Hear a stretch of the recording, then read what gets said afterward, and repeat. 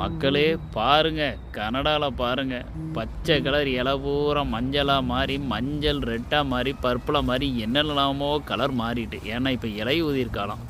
கனடாவுக்கு வாங்க, இந்த அழகெல்லாம் பார்த்து ரசிங்க. பார்த்தீங்களா மரங்கள் எவ்வளோ அழகாக இருக்குது. இரு கரையும் மரம், நடுவில் நம்ம நடக்கலாம். இது மாதிரி ஒரு அழகெல்லாம் நம்ம ஊரெல்லாம் பார்க்க கூட முடியாது. ஒரு ஆள் கூட தம்பாக்க போட்டு புளிச்சுலாம் இங்கே துப்ப மாட்டாங்க. அது நம்ம ஊரில் தான் அந்த ஒரு மோசமான நிலைமை. புது பஸ் வாங்கினா பஸ்ஸு பூரா வெத்தலை போட்டு துப்பி வச்சுருப்பாங்க. நார்த் இந்தியா போனால் தம்பாக்க போட்டு துப்பி வச்சுருப்பாங்க. பாருங்கள் எவ்வளோ பியூட்டிஃபுல்லாக இருக்குது பாருங்கள். பா செம்ம அழகு, கொள்ளை அழகு. வாங்க உங்களுக்கு அந்த சைடுலேயும் போய் காட்டுறேன் பாருங்கள். என்ன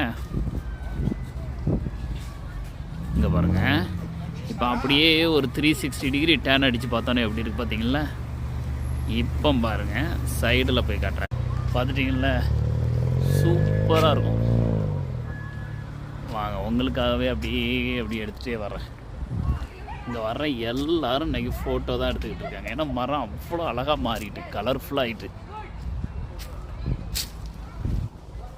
இந்த அழகுக்கே நீங்கள் கனடாவுக்கு வாங்க. நான் தான் சொல்கிறேன்ல, வாங்கன்னு கூப்பிட்டுக்கிட்டே இருங்க, யாரும் வரமாட்டேங்க.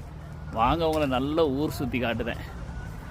என் வேலை என்ன வேலையோ அந்த வேலையில் உங்களையும் சேர்த்துக்கிடுறேன். ஆமாம், இந்தியாவில் இருந்தாலும் கனடாவோட அழகை பாருங்கள். இது வந்து இலை உதிர் காலம். அதனால் இலை ஃபுல்லாக உதிர்ந்துக்கிட்டு இருக்கு பாருங்கள். உழுது பாருங்கள், ஃபால் அப்படி அழகாக உழுது பாருங்கள். சூப்பருங்க, என்ன அழகு! பய உள்ள ஒரு மரத்தில் எத்தனை கலரான இலைகள் பாருங்கள். சூப்பர் மக்களே, சூப்பர்.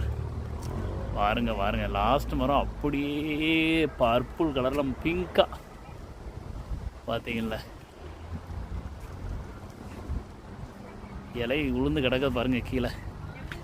பாய் மக்களே, பாய்.